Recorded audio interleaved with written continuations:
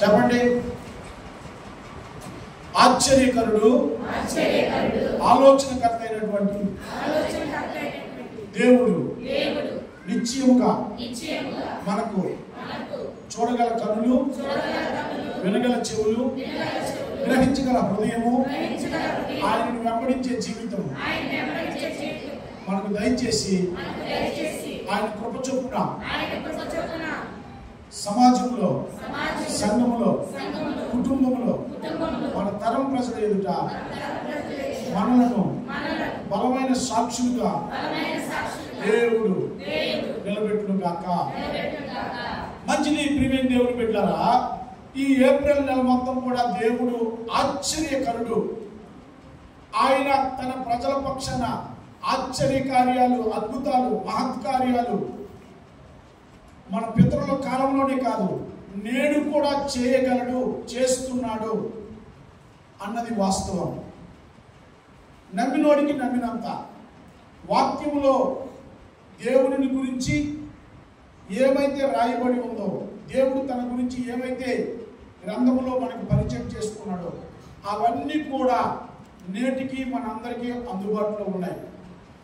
అబ్రహాము, ఇస్సాకు, యాకోబుల కాలంలోనే కాదు, మోషే నుంచి దావీదు కాలంలోనే కాదు, ప్రవక్తల కాలం, రాజుల కాలంలోనే కాదు, అపోస్తలుల కాలంలోనే కాదు, నేటికి కూడా ఆ గ్రంథమును పట్టుకొని ఆ గ్రంథమును ధ్యానిస్తూ దాని మీద విశ్వాసం ఉంచి ఆ మాటల్లో ఉన్నటువంటి శక్తిని, ప్రభావమును మన కుటుంబంలో, మన వ్యక్తిగత జీవితంలో మనం అనుభవించాలని, వాటిని పొందుకోవాలని ఎవరైతే ఎదురు చూస్తూ ఆశతో వాటిని పొందుకోవాలని కనిపెడుతూ ఉంటారో, ఆశపడుతూ ఉంటారో, అలాంటి కార్యాలను, అద్భుతాలను నేటికి కూడా మనం సేవిస్తున్న ప్రభువారు మన పక్షాన చేయడానికి సిద్ధముగా ఉన్నాడు. దేవుని నామానికి మహిమ కలుగును గాక. హల్లెలూయా. అయితే ఈ ఆశ్చర్యకరుడైనటువంటి దేవుడు కేవలం మనం నేర్చుకుంటున్న విధంగా ఆశ్చర్యకరంగా మనల్ని రక్షించడమే కాదు, ఆశ్చర్యకరంగా మనల్ని పోషించడమే కాదు, ఆశ్చర్యకరంగా మనల్ని మన పక్షంగా యుద్ధాలు చేయడమే కాదు, ఆశ్చర్యకరమైన తన సహాయమునిచ్చి ఉజ్జయాన్ని స్థిరపరిచాడని రాయబడి ఉంది. ఆశ్చర్యకరంగా తన సహాయం ద్వారా హిజ్కియాను అభివృద్ధి పరిచాడని ఉంది. ఆశ్చర్యకరమైన తన కృపతో ప్రాకారాలన్నిటినీ బలపరిచాడని రాయబడి ఉంది. ఆశ్చర్యకరమైనటువంటి ఆయన శక్తి యోబు మీద నిలిచి ఉండడం బట్టి యోబు గాయాలను, బాధని, యోబు పొందుకున్నటువంటి శ్రమలందు అన్నింటిలో నుండి, పతన స్థితిలో నుండి మరలా యోబు రివైవ్ అయినట్టుగా, 200 ఆశీర్వాదం పొందుకున్నట్టుగా మనం యోబు గ్రంథంలో చూసుకుంటున్నాం. ఆశ్చర్యకరమైనటువంటి బలం యోబు మీద నిలిచి ఉన్నదట ఎడతెగక. అట్లాగే మనం గమనిస్తే ఆయన కేవలం ఆశ్చర్య కార్యాలు చేయడమే కాదండి, ఈరోజు మనం ధ్యానం చేద్దాం. ఆశ్చర్యకరమైనటువంటి ఆలోచన శక్తిని, ఆశ్చర్యకరమైనటువంటి తన బలమును తన ప్రజలకు అనుగ్రహించే దేవుడట. చెప్పడం దేవుడు నామంటున్నాడు. జాగ్రత్తగా వినండి. ఆశ్చర్యకరమైనటువంటి ఆలోచన శక్తిని, బలమును దేవుడు అనుగ్రహిస్తాడట. చరిత్రలో మనం చూస్తే ఆదికాండం 41వ అధ్యాయంలో యోసేపు పోతీఫర్ ఇంట్లో నుండి చెరసాలలోనికి పంపబడ్డాడు. పోతీఫర్ ఇంట్లో దైవ కృపను పొందుకొని యోసేపుని బట్టి పోతీఫర్ ఇంటిని దేవుడు దీవించడమే కాదు, చెరసాలలోకి వెళ్ళిన తర్వాత కూడా ఆ జైలధికారి యోసేపుతో దేవుడు ఉన్నాడని, యోసేపు చేస్తున్న కార్యాలన్నింటినీ చూసిన తర్వాత యోసేపు మీద ఉన్నటువంటి దైవ కృపను బట్టి యోసేపుకి అక్కడ కూడా పెత్తనం ఇచ్చాడు. అయితే యోసేపుని దేవుడు చెరసాలలో నుండి డైరెక్ట్గా ఐగుప్తు రాజ్యానికి ప్రధానమంత్రిని చేయకముందు దేవుడు యోసేపు ద్వారా ఐగుప్తు రాజుకి, ఫరోకి ఆశ్చర్యకరమైనటువంటి ఆలోచన శక్తి, ఆశ్చర్యకరమైనటువంటి ఆలోచన బలం ఎట్లా ఉంటుందో యోసేపు ద్వారా దేవుడు పరిచయం చేశాడు. అంత మాత్రమే కాదు, దానియేలు గ్రంథాన్ని మనం గమనిస్తే దానియేలు గ్రంథం 2వ అధ్యాయంలో నెబుకద్నెజరు అనేటటువంటి ఒక రాజు ఉన్నాడు. ఆ రాజుకి ఒక కళ వచ్చింది. ఆ కళ ఆ రాజుని కలవరపరిచింది. విచిత్రం ఏంటంటే ఆ రాజు నెబుకద్నెజరు కళను మర్చిపోయాడు. కానీ కళ చూసినప్పుడు తనకు వచ్చినటువంటి భావోద్రేకాలు, ఆ ప్రభావం, ఆ ఇంపాక్ట్ ఏదైతే తనకి భయాందోళనకు గురి చేసిందో, కలవరానికి గురి చేసిందో, నిద్ర పట్టకుండా చేసిందో, దానిని బట్టి బబులోను రాజ్యంలో ఉన్నటువంటి గాలిని వించగలవారిని, శకునగాండులను, జ్యోతిష్యులను వీళ్ళందరినీ కూడా నెబుకద్నెజరు తెల్లవారులేసి పిలిపించాడు. ఆ పిలుపును అందుకొని వచ్చినటువంటి జ్ఞానులందరితో మాట్లాడుతున్నాడు. నాకు రాత్రి ఒక కళ వచ్చింది. ఆ కళ భావం ఏంటో, ఆ కళ ఏంటో మీరు నాకు చెప్పి నేనున్నటువంటి పరిస్థితి నుండి మీరు నన్ను బయటకు లాగనని చెప్తాడు. అప్పుడు వచ్చినటువంటి శకునగాండులు, గాలిని వించగలవారు, సోదు చెప్పువారు, జ్యోతిష్యులు, ఈ ప్రవచనాలు చెప్పేటటువంటి, భవిష్యత్తు జ్ఞానం చెప్పేటటువంటి వీళ్ళందరూ కూడా రాజు దగ్గరికి ఒక మనం చేశారు.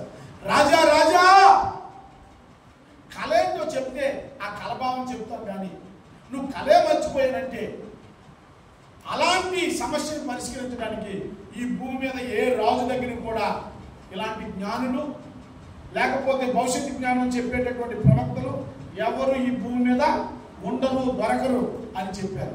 అంత మాత్రమే కాదు, ఒకవేళ ఇలాంటి మీరు చెప్పినటువంటి ఈ సమస్యకు కళ మర్చిపోయారు, కళ భావం కావాలంటున్నారు. ఇలాంటి పరిస్థితుల్లో మానవ మాత్రుడు ఎవరు దీన్ని పరిష్కరించలేడు. కానీ దీన్ని పరిష్కరించాలంటే దేవదూతలు మనుషుల్లో నివాసం ఎవరైనా చేసి ఆ దేవదూతలు చెప్తే దీన్ని పరిష్కరించబడుతుందని తెలియజేయడం జరిగింది. అప్పుడు జాగ్రత్తగా వినండి. రాజు ఈ గాలిని వించగలవారితో, ఈ సోరుగాండులతో, ఈ జ్యోతిష్యులతో ఏం చెప్పాడు తెలుసా? అరే బాబు, నెబుకద్నెజరు అన్నాడు, నాకు గనక ఈ కళభావం చెప్పకపోతే మిమ్మల్ని అందరినీ కూడా వధించడం జరుగుతుంది. చెప్పారా మీకు బహుమానాలు, అట్లాగే నా సన్నిధిలో మీరు ఉండేటట్టు మిమ్మల్ని చేస్తాను, మిమ్మల్ని కనపరుస్తాను. దాని భావం చెప్పకపోయారా, కళ చెప్పకపోయారా, పరిస్థితులు తీవ్రస్థాయిగా ఉంటాయని ఆజ్ఞ జారీ చేశాడు. నెబుకద్నెజరు తన పర్సనల్ సెక్యూరిటీ గార్డుతో చెప్పాడు, దొరికినట్టుగా వీళ్ళు నా భావం చెప్పట్లేదు, కళ చెప్పట్లేదు, ఈ టెన్షన్ నుంచి నేను బయటపడలేకపోతున్నాను, నాకు ఇది నిద్ర పట్టనివ్వట్లేదు, అసలు ఏం జరిగిపోతుంది భవిష్యత్తులో, నేను చూసింది అది నాకు తెలియాలని చెప్పి పాపిత్రుడై ఆజ్ఞ జారీ చేసి అందరినీ హతమార్చమని చెప్పాడు. ఈ వార్త తెలిసినటువంటి దానియేలు కూడా ఆ అధికారితో అడిగాడు, ఏమండి రాజుగారి లాగా జారీ చేశాడట, నిజమేనా? నిజమేనయ్యా దానియేలు రాజుకు అడుగుతున్నాడు, ఆ అధికారులు అడుగుతున్నాడు, కొంచెం మాకు అవకాశం ఇస్తే రాజుగారితో మాట్లాడితే నేను బాగుంటుందని అంటే రాజు దగ్గరికి తీసుకెళ్తాడు. నెబుకద్నెజరుతో దానియేలు మాట్లాడుతూ అంటాడు, చూడండి దానియేలు గ్రంథం 2వ అధ్యాయం తీయండి. దానియేలు గ్రంథం 2వ అధ్యాయం. నెబుకద్నెజరుతో దానియేలు మాట్లాడుతూ అంటాడు, రాజా రాజా, మాకు అవకాశం ఇవ్వండి, కొద్దిగా సమయం ఇవ్వండి, మేము మీకు వచ్చినటువంటి కళ ఏంటో, దాని భావం ఏంటో, దాని పరిస్థితులు ఏంటో కనిపెట్టి చెప్తామని చెప్పి రాజు దగ్గర సమయం అడిగి దానియేలు బయలుదేరి వెళ్తాడు. 17వ వచనంలో ఇలాగ ఉంది చూడండి. దానియేలు గ్రంథం 2వ అధ్యాయం 17వ వచనంలో, అప్పుడు దానియేలు తన ఇంటికి పోయి తన స్నేహితులైన హనన్యాకును, మిషాయేలునకును, అజర్యాకును సంగతి తెలియజేసి తానును తన స్నేహితులను బబులోనులో తగ్గిన జ్ఞానులతో కూడా నశింపక ఉన్నట్లు ఆ కళ యొక్క మర్మం విషయంలో పరలోకమందున్న దేవుని వలన కటాక్షము పొంది నిమిత్తము ఆయనను వేడుకొనుడని వారిని హెచ్చరించెను. అంతటా రాత్రి యందు దర్శనము చేత ఆ మర్మము దానియేలునకు బయలుపరచబడి కనుక దానియేలు పరలోకమందున్న దేవుని స్తుతించెను. ఎట్లనగా దేవుడు జ్ఞాన బలములు గలవాడు, యుగములన్నిటిను దేవుని నామము స్తుతినందును గాక. ఆ కాలమున ఆయన కాలములను సమయములను మార్చువాడైంది, రాజులను త్రోసివేయుచు నియమించుచు ఉన్నవాడును, వివేకులకు వివేకమును జ్ఞానులకు జ్ఞానమును అనుగ్రహించువాడై ఉన్నాడు. ఆయన మరుగు మాటలను మర్మములను బయలుపరచును. అంధకారములోని సంగతులు ఆయనకు తెలియను. వెలుగు యొక్క నివాస స్థలము ఆయన యొద్ద ఉన్నది. మా పితరులు దేవా, నీవు వివేకమును బలమును నాకు అనుగ్రహించి ఉన్నావు. మేము అడిగిన ఈ సంగతి ఇప్పుడు మాకు తెలియజేసి ఉన్నావు కనుక నేను నిన్ను స్తుతించుచు ఘనపరచుచున్నాను. దేవుని నామానికి మహిమ కలుగును గాక. హల్లెలూయా. 27వ వచనం చూడండి. దానియేలు రాజు సముఖములో ఇలాగ ప్రత్యుత్తరం ఇచ్చెను. రాజు అడిగిన ఈ మర్మము జ్ఞానులైనను, గాలిని విద్య గలవారైనను, శకునగాండ్రులైనను, జ్యోతిష్యులైనను చెప్పజాలరు. అయితే మర్మములను బయలుపరచగల దేవుడు ఒకడు పరలోకమందు ఉన్నాడు. అంత్య దినముల యందు కలుగుబోవు దానిని ఆయన రాజుకు నెబుకద్నెజరుకు తెలియజేసెను. చప్పట్లు కొట్టి దేవుని నామమున మహిమ పొందుదాం. హల్లెలూయా. 30వ వచనం చూడండి. ఇతర మనుషులందరికంటే నాకు విశేష జ్ఞానం ఉండుట వలన ఈ మర్మము నాకు బయలుపరచబడలేదు. రాజునకు దాని భావమును తెలియజేయ నిమిత్తమును తమరి మనస్సు యొక్క ఆలోచనలు తెలుసుకొని నిమిత్తమును అది బయలుపరచబడెను. రాజా తాము చూచుచుండగా బ్రహ్మాండమగు ఒక ప్రతిమ కనబడెను. హల్లెలూయా. జాగ్రత్తగా వినండి ప్రియమైనటువంటి దైవ జనాంగమా. ఇక్కడ సమస్య ఏంటంటే ఆర్థిక సమస్య కాదు, యుద్ధ సమస్య కాదు, రోగ సమస్య కాదు, మంచినీరు సమస్య కాదు, ఎన్నికల సమస్య కాదు, ఉద్యోగ సమస్య కాదు, లేకపోతే ఏదో ఒక అప్పుల సమస్య కాదు. ఇది ఒక విచిత్రమైనటువంటి సమస్య. ఇలాంటి సమస్యలు కూడా దేవుడు పరిష్కరిస్తాడంటే చరిత్రలో దేవుడు ఇలాంటి సమస్యలు పరిష్కరించాడు. రాజుగారు రాత్రి కళ వచ్చిందట, ఆ కళ మర్చిపోయాడట. ఆ కళలో రాజుకు భయం వేసిందట. ఎవరైనా చెప్తారండి ఇది ఎక్కడైనా సాధ్యమా? ఏ నరుడిగా ఇది సాధ్యమా? పోనీ బాగులేకపోయిందంటే వైద్యం చేయొచ్చు, అప్పంటే దేవుడు సహాయం చేశాడు. బైబిల్లో మనం చూస్తూ ఉన్నాం. ఆశ్చర్యకరంగా ఆయన అప్పులు తీర్చాడని చూసామో చూడలేదు చెప్పండి అమ్మా. ప్రవక్త శిష్యుల్లో ఉన్నటువంటి శిష్యుడి భార్య ప్రవక్త చనిపోయాడు. ఆ శిష్యుడి భార్య ప్రవక్త అయినటువంటి ఎలీషా దగ్గరికి వెళ్ళి, అయ్యా బ్రతికినంతకాలం నీతోనే తిరిగాడు నా భర్త, ఇప్పుడు నా ఇద్దరు కొడుకులను అప్పులు ఇచ్చిన వాళ్ళు అప్పులో తీసుకుపోతున్నారు పనికి, ఈ సమస్యను పరిష్కరించయ్యా అని చెప్తే ఆయన ఏమన్నాడు, మీరు వెళ్ళి మీ ఇంట్లో ఏముందమ్మంటే ఖాళీ బాణలు ఉన్నాయా, నూనె బాణం, మీ ఊర్లోకి వెళ్ళి బాణలు తెచ్చుకుంటామని చెప్పాడు. ఆ బాణలన్నీ ఇంట్లో పెట్టి తలుపులేసి నూనె చొక్క ప్రతి బాణలో పోయమంటే నూనె ఉబ్బుకుపోయింది. దేవునికి మహిమ కలుగును గాక. ప్రవక్త చెప్పినట్టుగా చేసిన వెంటనే ఆ నూనె ఉబ్బుకింది. ఆ తల్లి వచ్చి చెప్పింది, అయ్యా నూనె కొండలను నిండిపోయి, అయితే ఆ నూనె అమ్మి నీ అప్పు కట్టుకొని నీ పిల్లల్ని పెంచుకోమని చెప్పాడు. దేవుడి నామానికి మహిమ కలుగును గాక. అప్పుడు సూపర్ న్యాచురల్ గా దేవుడు తీర్చాడు. అట్లాగే కాదు, ఇశ్రాయేలీయులు అరణ్య యాత్రలో చేదైన నీరు వచ్చినప్పుడు మోషే ద్వారా దేవుడు మారావాగుని మధురంగా మార్చాడు. అంత మాత్రమే కాదు, మాంసం కావాలంటే గాలిని పంపించి ఇశ్రాయేలీయుల యొక్క పాలెం దగ్గర ఒక నెలంతా పెట్ట మాంసం తినేటట్టు పూరెలను పంపించాడు. ఒక గాలిని పంపించి సముద్రం మీద నుంచి. ఎంత అద్భుతం తెలుసా? జాగ్రత్త వినండి. వేట మాంసము, ఏ జంతు మాంసము, చేప మాంసము, చేపలు పెట్టాలంటే మనుషులు పెంచుతారు, సముద్రంలో దొరుకుతాయి, మనుషులు దొరుకుతాయి. 20 లక్షల మంది ప్రజలకి పెట్ట మాంసం 4 రోజులు పెట్టాలంటే మనకి దొరుకుతాయి. పెట్ట మాంసం ఎక్కడైనా చెప్పండి అమ్మా. ఆకాశ పట్టిన పెట్ట మాంసం దొరుకుతుందా? దేవుడు పూరెళ్ళను పంపించాడు. నేను ఎప్పుడు ఆలోచన చేసినా అదొక పెద్ద విచిత్రంగా ఉంటుంది. మనకి ఒకవేళ వేట మాంసం కావాలంటే ఆ జిల్లా నుంచి ఆ జిల్లా నుంచి ఆ జిల్లా నుంచి ఆ రాష్ట్రం నుంచి కావాలంటే ఒక 20 టన్నులు మాంసం కావాలంటే ఆర్డర్ చేస్తే డబ్బు ఇస్తే వచ్చేస్తుంది. పెట్ట మాంసం కావాలంటే వస్తుందమ్మా? చెప్పండి అమ్మా. అసలు సముద్రం మీద ఉన్న పెట్టలు కావాలంటే దొరుకుతాయా? కానీ దేవుడికి అసాధ్యమైనది ఏమీ లేదు.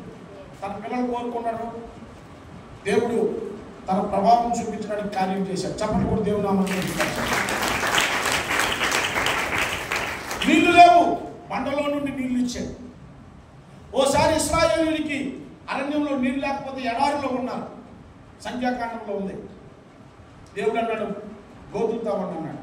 గోధులు తాగుతూ ఉండగా అందులో ఒక పెద్ద మనిషి పాట పాడాడు. యెహోవా నామములో గోధులు ఉబుకును గాక, జలాలు ఉబుకును గాక, నీటి ఓటలు ఉబుకును గాక అని పాట ఎత్తుకోగానే అందులో ఓటలు ఉబుకాయి. దేవునికి స్తోత్రం. ఆయన ఎడారిలో నీటిని ఉబుకింపజేయగల దేవుడు. ఆయనకు అసాధ్యమైంది ఏమీ లేదు. వృద్ధాప్రాయంలో ఉన్నటువంటి అబ్రహాంకి సారాకి బిడ్డనిచ్చాడు దేవుడు. దేవుని నామానికి మహిమ కలుగును గాక. ఆశ్చర్యకరముగా ఆయన పోషించగలడు, ఆశ్చర్యకరముగా అప్పులు తీర్చగలడు, ఆశ్చర్యకరముగా ఆయన నీటినివ్వగలడు, ఆశ్చర్యకరముగా హిజ్కియా కట అభివృద్ధిని కలిగించాడట, ఆశ్చర్యకరంగా ఉజ్జియా కట సహాయం చేసి స్థిరపరిచాడట, ఆశ్చర్యకరమైనటువంటి తన కృపను తన ప్రజలకి ఆవరింపజేసి గనులుగా మార్చాడు. ఆశ్చర్యకరంగా ఇశ్రాయేలీయుల పక్షాన యుద్ధాలు కూడా చేశాడు. మిడత చూడండి, దేవుని దగ్గర ఏమేమి ఉన్నాయి? కందిరేగలు ఉన్నాయి. ఓ రోజు ఇశ్రాయేలీయులకు శత్రువులకి యుద్ధం జరుగుతూ ఉంటే అరటి తోట ఊగితేనే శత్రువులు పారిపోయారట. చెప్పండి కూడా దేవుని నామానికి. హల్లెలూయా. యెహోషాపాతు మీదకి 3 సైన్యాలు కలిసి ఒకేసారి దండెత్తి వస్తే వేకునే ఉదయకాల సమయంలో, ప్రాతకాల సమయంలో సూర్య రశ్మి ఆ నీటి జలాల మధ్య పడుతుంటే రక్తపాతం లాగా శత్రువులు కనబడి వారు పారిపోయినట్టు దేవుడు చేశాడు. దేవుని నామానికి మహిమ కలుగును గాక. ఆయన ఆశ్చర్యకరుడు కనుక ఆశ్చర్య కార్యాలు చేయడం ఆయనకి సులువే. గుడ్డివారిని మోగవారిని ఆయన స్వస్థపరిచాడు. నేటికి స్వస్థతలు జరుగుతూ ఉన్నాయి, నేటికి కార్యాలు జరుగుతున్నాయి. నమ్మినోడికి నమ్మినంత. మన రోమిలకు రాసిన పత్రికలో 9వ అధ్యాయం 10వ అధ్యాయంలో ఇలా రాయబడి ఉంది. 9వ అధ్యాయంలో ఆశపడు వాని వలన పొందగోరు వాని వలన కాదు కానీ కనికరము చూపించు యెహోవా వలన నేటికి కూడా ఆశ్చర్య కార్యాలు, అద్భుతాలు, సూచక్రియలు జరుగుతూ ఉన్నాయి. నువ్వు ఆశపడతావు కానీ కొన్ని సమయాల్లో జరగకపోవచ్చు. కానీ నేటికి కూడా దేవుడు తన కనికరం చొప్పున, తన కృప చొప్పున ప్రజల అవసరతలను బట్టి కొన్నిసార్లు నువ్వు ఆశపడుతూ ఎదురు చూస్తూ ఉంటే నీ నమ్మిక నిన్ను స్వస్థపరిచింది అన్నాడు. కొన్నిసార్లు దేవుడు వారు ఏమి అడగకుండానే వారందరికీ మూకుమ్మడిగా స్వస్థపరిచాడు. చెప్పండి కూడా దేవుని నామమున. హల్లెలూయా, హల్లెలూయా. అన్ని రకాలుగా మానవునికి అవసరమైన అన్ని కోణాలలో కూడా దేవుడు తన ఆశ్చర్యకరమైనటువంటి శక్తిని, పరసంబంధమైన కృపను, పరసంబంధమైనటువంటి మహిమను ప్రజలకు సహాయం చేస్తూ చూపిస్తూ వచ్చాడు. కానీ ఆశ్చర్యకరమైన ఆలోచన శక్తి, ఆశ్చర్యకరమైన బలము, ఇది ఎలాగండి సాధ్యం? రాత్రి కల వచ్చింది, కల మర్చిపోయాడు. ఇప్పుడు ఆ కలభావం చెప్పాలి. అక్కడేమో యోసేపు దగ్గర కల వచ్చింది, కల చెప్పాడు ఫరో. ఆ భావం చెప్పినోడు ఎవరు? లేదు. అయితే దేవుని ఆత్మ ఎవరి మీద అయితే నిలిచి ఉంటుందో వారిని దేవుడు వాడుకుంటున్నాడు. దేవునికి మహిమ కలుగును గాక. హల్లెలూయా. దానియేలు కలభావం చెప్పాడు, కల చెప్పాడు, కలభావం చెప్పాడు. ఆ కలభావం చెప్పిన తర్వాత 2వ అధ్యాయంలో మనం చూస్తే దానియేలు గ్రంథంలో రాజు అన్నాడు, దానియేలు ఎంత చెప్పావు కనుక నీ వంటి జ్ఞాని ఇంకెవరూ లేరు, నీవే నా రాజ్యానికి ప్రధానమంత్రి. యోసేపుతో రాజు ఫరో ఏమన్నాడు? ఈ కలభావం చెప్పావు కనుక యోసేపు ఎంతటి జ్ఞానం కలిగినటువంటి వాడు నువ్వు ఉన్నావు కనుక నీవే నా రాజ్యానికి ప్రధానమంత్రివి. నేను కేవలం రాజునే కానీ నీ కనుసైకి లేకుండా, నీ మాట లేకుండా రాజ్యంలో ఏది కదలడానికి కూడా లేదు అని ఆదికాండం 41వ అధ్యాయంలో యోసేపుతో ఫరో రాజు చెప్పాడు. చూడండి, జాగ్రత్తగా వినండి. దేవుని యొక్క ఆశ్చర్యకరమైనటువంటి జ్ఞానము, వివేకము, ఆశ్చర్యకరమైనటువంటి ఆలోచన నేటికి కూడా దేవుడు మనకి ఇవ్వగలడు. దేవుని నామానికి మహిమ కలుగును గాక. దీనినే ఒక వైపు నుండి ఇంకొక భాషలో మనం మాట్లాడాలంటే ఇంటర్ప్రిటేషన్లో ప్రవచన వరం. దేవునికి స్తోత్రం. ప్రవచనం అంటే ఏంటమ్మా? జరిగిన దానిని, జరుగుతున్న దాన్ని, జరగబోతున్న దాన్ని బయలుపరచడం. దేవుడు భవిష్యత్తు జ్ఞానమును బయలుపరచడం. పరిశుద్ధాత్మ దేవుడు తన ప్రజలతో మాట్లాడుతాడు, బయలుపరుస్తాడు. అంత్య దినాలలో అయితే దేవుడు తన ఆత్మని కుమ్మరించి మీలో యవనస్తులు దర్శనములు చూచెదరు, కలలు కనుదురని చెప్పాడు. దేవుని నామానికి మహిమ కలుగును గాక. కాబట్టి ప్రియమైన దేవుడు బిడ్డలారా, మనం అడిగితే దేవుడు జరగబోతున్నటువంటి సంగతులను మనకు బయలుపరచగలడు. దానియేలు అడిగితేనే దానియేలుకు బయలుపరచడం కాదు. ఇది ఒక ప్రత్యేకమైనటువంటి కృప. ఇది దేవునితో నువ్వు కనెక్ట్ అయిన విధానం. దేవుని మీద నువ్వు ఉంచిన విశ్వాసమును బట్టి నువ్వు నీ దేవుడు ఏమై ఉన్నాడో ఎరిగి దేవుని కొరకు నువ్వు సాక్షిగా బ్రతకాలని నువ్వు రోషంతో ఉండి దేవునికి సాక్షిగా నువ్వు ఉంటూ ఉండగా నీ ఇంటిలో, ప్రభువా ఈ పెళ్లి చేయాలనుకుంటున్నాను, ఈ అమ్మాయిని కోడలుగా తెచ్చుకోవాలా వద్దని నువ్వు దేవుని దగ్గర అడిగితే దేవునితో మాట్లాడతాడు. ఈ పొలం కొనుక్కోవాలనుకుంటున్నాను, ఇది నీ చిత్తమా కాదా అని నువ్వు అడిగితే ఆ పొలం విషయమై దేవునితో మాట్లాడతాడు. ఈ బిడ్డని కాలేజీలో ఈ కాలేజీలో వేయాలనుకుంటున్నావు, ఈ కాలేజా వేరే కాలేజా నువ్వు చెప్పు ప్రభు అంటే చేస్తావు. ఏ విషయంలోనైనా సరే అక్కడికి పరిచర్యకి వెళ్ళాలనుకుంటున్నాను, ప్రభు నీ చిత్తమా కాదా అని నువ్వు విచారణ చేయాలి. దావీదు జీవితంలో విజయానికి రహస్యం అంటే తెలుసా? దావీదు యుద్ధానికి వెళ్ళే ముందు, ఏ పని చేసే ముందైనా సరే దావీదు దేవుని దగ్గర విచారణ చేసేవాడు. రాజుల గ్రంథంలో మనం చూస్తే, చరిత్ర గ్రంథాల్లో మనం చూస్తే వారు విచారణ చేసేవారట. దేవుని దగ్గరికి వెళ్ళి ఎంక్వైరీ చేసేవారు. మేము వెళ్ళాలా వద్దా, యుద్ధం చేయాలా వద్దా, సమయం ఇదేనా, నీ మాట ఏంటి ప్రభు అని ప్రవక్త దగ్గరికి వెళ్ళి ప్రవక్త ద్వారా విచారణ చేసినప్పుడు దేవుడు జరగనైనటువంటి సంగతులు బయలుపరిచేవారు. దేవునికి స్తోత్రము కలుగును గాక. హల్లెలూయా. చాలా విషయాల్లో ప్రియమైన దేవుని బిడ్డలారా దేవుడు మాట్లాడుతూ వస్తాడు. నేటికి కూడా ఆశ్చర్యకరమైన కార్యాలు చేయడమే కాదు, ఆయన ఆశ్చర్యకరంగా కళల ద్వారా, దర్శనాల ద్వారా, ప్రవచనాల ద్వారా, వాక్యము ద్వారా, తన లేఖనాల ద్వారా దేవుడు తన ఆత్మ ద్వారా భవిష్యత్ కార్యాలను మనకి బయలుపరుస్తాడు. దేవుని నామానికి మహిమ కలుగును గాక. హల్లెలూయా. మా ప్రశాంత్ అనేటటువంటి మా పెద్దని కొడుకున్నాడు. వాడు 1 or 2 times మరి ఎంసెట్ మెడికల్ సీట్ కొరకు ప్రయత్నం చేశాడు, లాంగ్ టర్మ్ చేసి, కానీ రాలేదు. బిడ్డ చాలా బాధపడిపోతున్నాడు. నేను విజయవాడ నుంచి ఇంటికి రానా, అటు నుంచి అటు వెళ్ళిపోవడం కాదు చెప్పి ఇంటికి తెచ్చాను. సంగమేశ్వరం వచ్చాడు. రాత్రి తను పడుకున్నాడు. నా హృదయంలో చాలా భారంగా ఉన్నాను. నేను తను పడుకుని ఉంటే మెల్లగా వెళ్ళి అర్ధరాత్రి తన నెత్తి మీద చేసి, తన తల మీద చేసి, ప్రభువా ఈ డాక్టర్ అవుతాడు అప్పుడు ఈ అబ్బాయి, నీ ఉద్దేశం ఏంటి, బయలుపరచునైనా తన భవిష్యత్తు ఏంటి, మా ప్రయత్నాలు అయితే ఇవి ఉన్నాయి, మా ఆశ అయితే ఇది ఉంది, నీ ప్రణాళిక ఏంటి ప్రభు అని అడిగితే దేవుడు నాతో తన స్వరం ద్వారా రాత్రి మాట్లాడాడు. దేవునికి స్తోత్రం. ఇతను డాక్టర్ అవుతాడని నేను అప్పుడు మా అన్నయ్యకు చెప్పాను. అవుతాడా మామ మనం డాక్టర్ అవుతాడంటే వాళ్ళందరూ నన్ను తిట్టాడు. అలాగేలాగా ఎంత ఖర్చు అవుతుంది అంటే దేవుడు చెప్పాడు జరుగుతుంది. ఈరోజు అతను వైద్యుడిగా ఉన్నాడు. దేవునికి స్తోత్రం కలుగుతాడు. హల్లెలూయా. మా పెద్దని కూడా యుఎన్ఓ మిషన్కి 2021లో ఇండియన్ ఆర్మీ తరఫున వెళ్ళవలసి వచ్చింది. మొదటిసారి పరీక్షలు రాశాడు, రాలేదు. రెండోసారి మరలా పరీక్షలు రాశాడు. అప్పుడు నాతో మాట్లాడాడు. నేను దేవుడు నాకు ఏదైతే చెప్పాడో చెప్పినట్టుగా అతని విషయంలో ఆయన UNO mission, united national organisation ఆ సర్వీస్ కొరకు జోర్డాన్లో పనిచేయడానికి దేవుడు బయలుపరిచినట్టుగానే పంపించాడు. దేవునికి మహిమ కలుగును గాక. హల్లెలూయా. ఇదిగో మన ఇక్కడే ఉన్నాడు వీరలంకయ్య. వీరలంకయ్య ఆవిడ వచ్చిందా? విశ్వనాథపల్లి వీరలంకయ్య సెటిల్మెంట్ వచ్చిందా? ఆవిడ రాలేదా అమ్మాయి? ఆయన 3-4 సార్లు హాస్పిటల్కి తీసుకెళ్ళారు.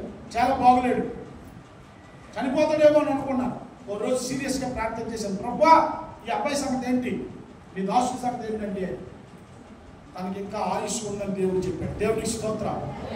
ఆయన ఇంటికి వెళ్ళి చెప్పా, నీ శరీరం చూస్తే కుషించిపోతుంది, బలహీనం అయిపోయావయ్యా, మరణం కనబడుతుంది, కానీ నీ ఆయుష్ ఇంకా దేవుడు కొంతకాలము ఉంచాడు. మన మోషే గారి కుమారుడు దానియేలు మొన్ననే ఒక 3 వారాల క్రితం వాళ్ళ అన్నయ్య ఫోన్ చేశాడు నాకు. ఆల్మోస్ట్ చనిపోయే పరిస్థితి, 10-12 మంది హాస్పిటల్లో అందరూ ఉన్నారు. పరిస్థితి ఏమవుతుందో తెలియని పరిస్థితి. ఫోన్ చేసి ఏడుస్తున్నాను, తమ్ముడు మధ్యాహ్నం 3 అయిందినా మంచి నిద్రలో ఉన్నాను, అయినా నీ కోసం ప్రార్థన చేస్తానని చెప్పి నా గురించి ప్రార్థన చేశాను. దేవుని నామానికి మహిమ కలుగును గాక. ప్రార్థన చేసి భారంగా ఉన్నాను, ప్రభువా నిద్ర వస్తుంది, మీటింగ్కి వెళ్ళి వచ్చాను, తమ్ముడు ఫోన్ చేశాడు ఆయన అని చెప్పి అయినా భారంగా ప్రార్థన చేసి పడుకున్నా. దేవుడు నాతో చెప్పాడు, ఏమి అవ్వదు, కొంతకాలం తన ఆయుష్ని నేను పొడిగిస్తున్నానని చెప్పాడు.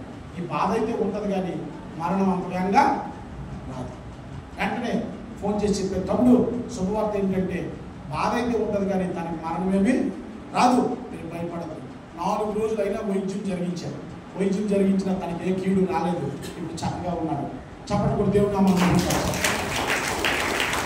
హల్లెలూయా. కమ్మనమూలలో కొక్కులగడ్డ దుర్గారావు గారు అని ఉన్నాడు. ఆయనకి హార్ట్ స్ట్రోక్ వచ్చింది. ఇమీడియట్గా తీసుకెళ్ళిపోయి పరిస్థితి చాలా దారుణంగా ఉంది. ఫోన్ చేశారు, అయ్యగారు ఎలా ఉంది పరిస్థితి, ప్రార్థన చేయండి అని. నేను ఆ రాత్రి ప్రార్థన చేశాను.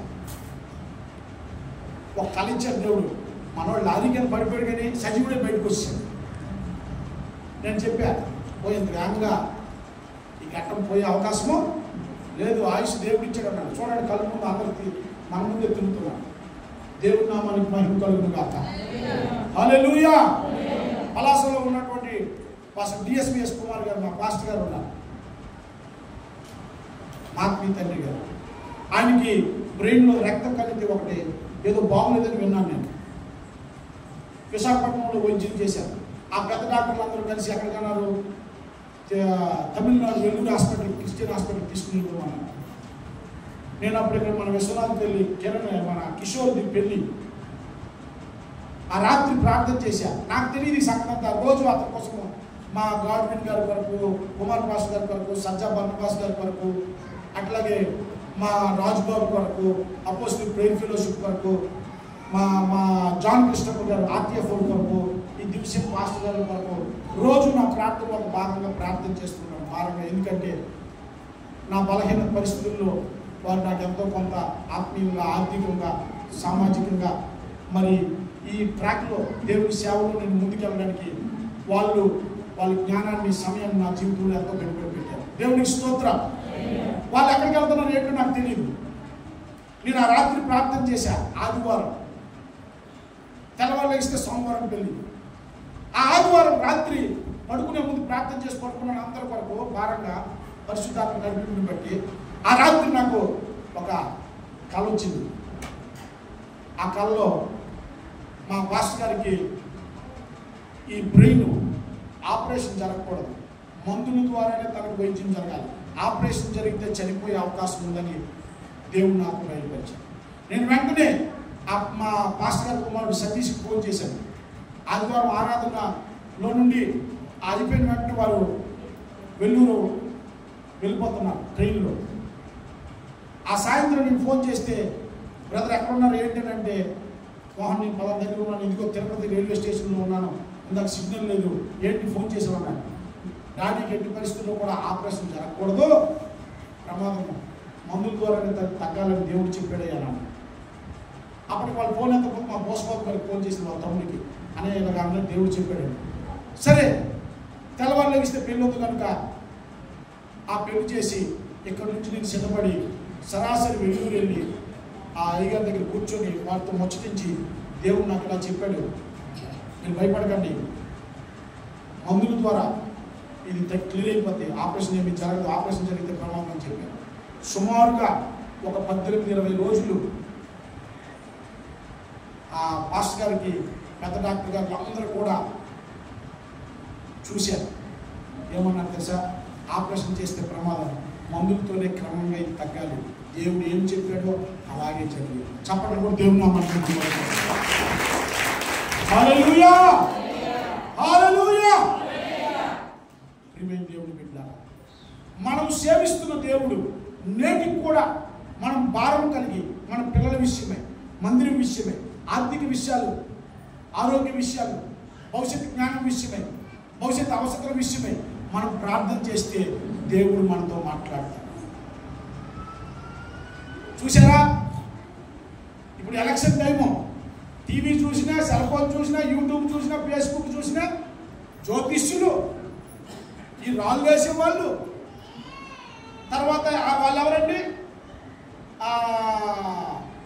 అఘోరాలు, స్వామీజీలు, వాళ్ళు చెప్పేస్తున్నారు అల్లాడి గెలుస్తాడు, ఈయన గెలుస్తాడు, ఇన్ని ఎంపీ సీట్లు వస్తాయి, ఇన్ని ఎమ్మెల్యే సీట్లు వస్తాయి. నేను ఇప్పటికీ ప్రియమైన దేవుని బిడ్డలారా సుమారుగా 5 సార్లు ఓటేశాను. ఇవన్నీ పరిశీలిస్తున్నాను. ఒకటి చెప్పింది ఒకటి